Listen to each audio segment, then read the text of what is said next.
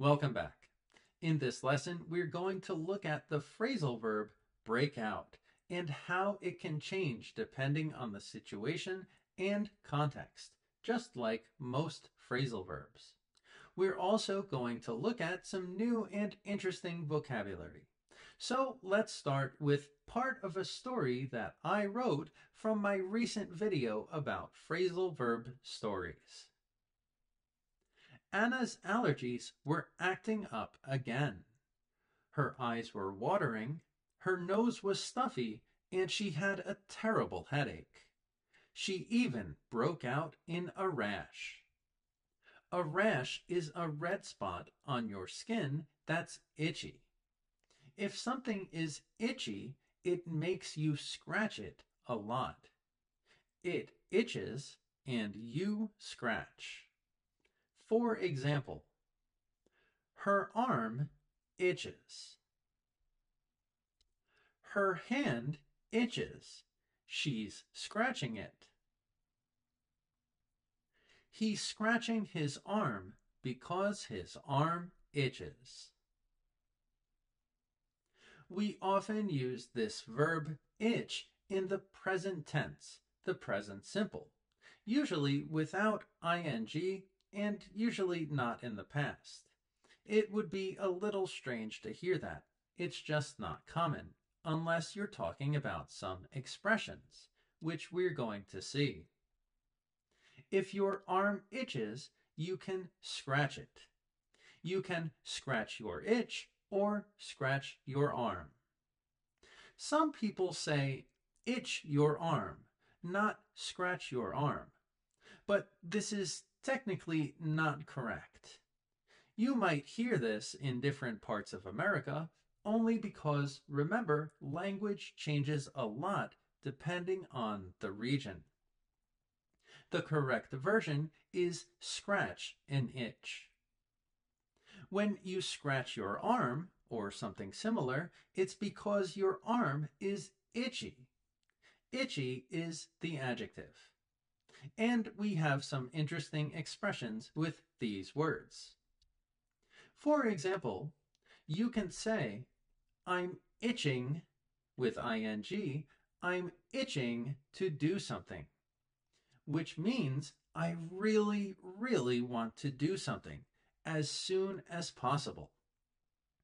If you say, I'm itching for something, it means I really want that thing, again, as soon as possible. For example, I'm itching to go on vacation soon.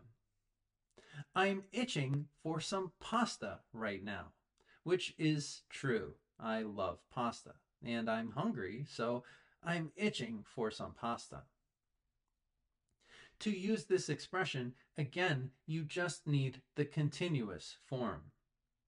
So, for example, in the past, he was itching to see the movie. She was itching to go outside.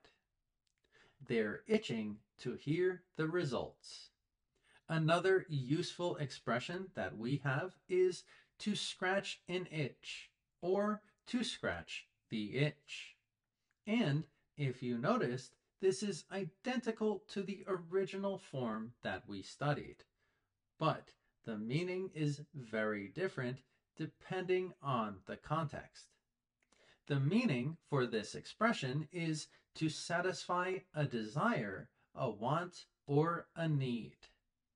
For example, I really want to travel. I have to scratch that itch because it's something I really want. I've been dying to go dancing. I've been dying means I've been wanting this a lot. I've been dying to go dancing. I'm going to go to a salsa club and scratch the itch. The itch to dance. So now let's take a look at the phrasal verb break out. Break out is a combination of two concepts. You can break something aggressively, and you can move outside. You can break out. In this context, we can understand how a prisoner can break out of prison. The prisoner is in a prison and he or she breaks the wall or window or something similar using force and moves outside. That person breaks out of prison. They escape. In our original story, we saw Anna's allergies were acting up again. Her eyes were watering, her nose was stuffy, and she had a terrible headache. She even broke out in a rash. We remember that a rash is a red spot on the skin, usually from allergies, but not always. We can imagine that something is living or existing under the skin, under the surface. The skin is a surface, just like a wall. So the red rash breaks out of the skin aggressively and becomes visible. So what about the preposition in? Anna broke out in a rash. There's really no logical reason that I can identify here. It's just something we say, and unfortunately, that's usually how language works. But here are some similar phrases that you can connect to remember break out in. For example, you can break out in a rash, which means the rash covers a part of your body. But we can also use the preposition in with cover. For example, his face was covered in acne. Cover in is a very common verb and preposition combination. Again, his face was covered in acne. It just means the acne was covering his face. So this is interesting because we have a context with a prison and a context with skin allergies like rashes or acne. But those aren't the only contexts, and it's not really the only definition of breakout. Unfortunately, we have a recent example in the Middle East. The war is going on there between some countries. I won't get into details. But let's go back to our skin allergy so we can understand. The allergy is, as we can imagine, under the skin. And the allergy is angry. It's aggressive. It wants to find an opportunity to come out, and then it suddenly happens.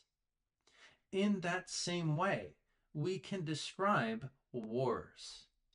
There can be aggressive tensions in an area, and then suddenly there's an opportunity to start. It's a very aggressive thing.